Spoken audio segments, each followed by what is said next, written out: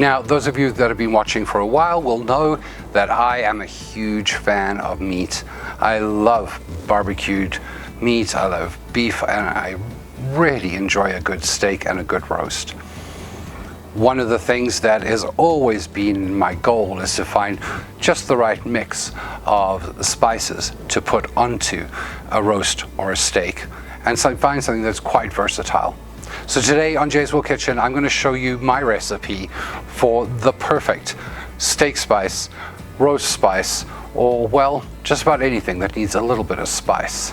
To make this spice blend, you're going to need 4 tablespoons of peppercorns, 2 tablespoons of paprika, and you can use smoked paprika if you'd like, 4 tablespoons of coarse salt, 2 tablespoons of dried or granulated garlic, I prefer dried, 2 tablespoons of dill seed, 2 tablespoons of red pepper flakes, 2 tablespoons of onion powder, 4 teaspoons of coriander seeds, and 4 teaspoons of mustard seeds. Now, not everyone's going to have the same setup as I do. I have a really great small food processor, but you can use a regular food processor or an immersion blender if you'd like. Or, of course, you can always grind your seeds up by hand using a mortar and pestle. But today, I'm going to be using my little KitchenAid here. And all you're going to do, quite simply, is add everything in together into your food processor.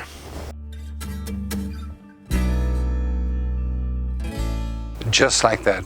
And all we're going to do is we're going to pulse it just a few times, because what we want to do is just break up some of those seeds that are whole.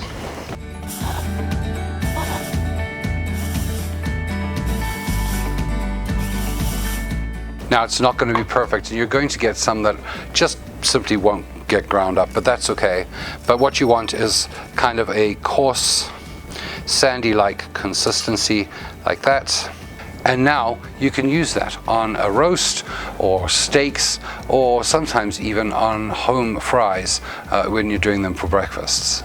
Now, the wonderful thing is that, of course, today I'm doing a roast, but you can really use this on just about anything, especially a steak that's going to go on the barbecue. But I just did it on a roast today, and I just cut off a little bit of the very outside just to give the spice a taste.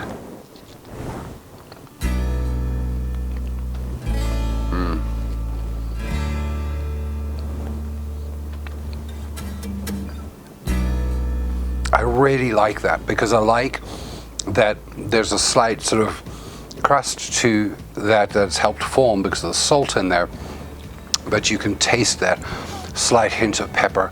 The coriander's in there for sure, and the garlic. That's just such a wonderful steak spice. So if you tried this, I would love to hear from you in the comment section below how it turned out for you. If you enjoyed this video, please remember to hit that like button, hit that subscribe button if you haven't already, and remember to turn on notifications so that you know when my next video drops. Remember too that you can follow me on all of my social media, and those links are below in the comment section as well. If you would like to check out some of my other main dish meals, you can hit this playlist right here, or some of my side dishes playlist right here. Thank you so much for watching, and until next time, happy eating.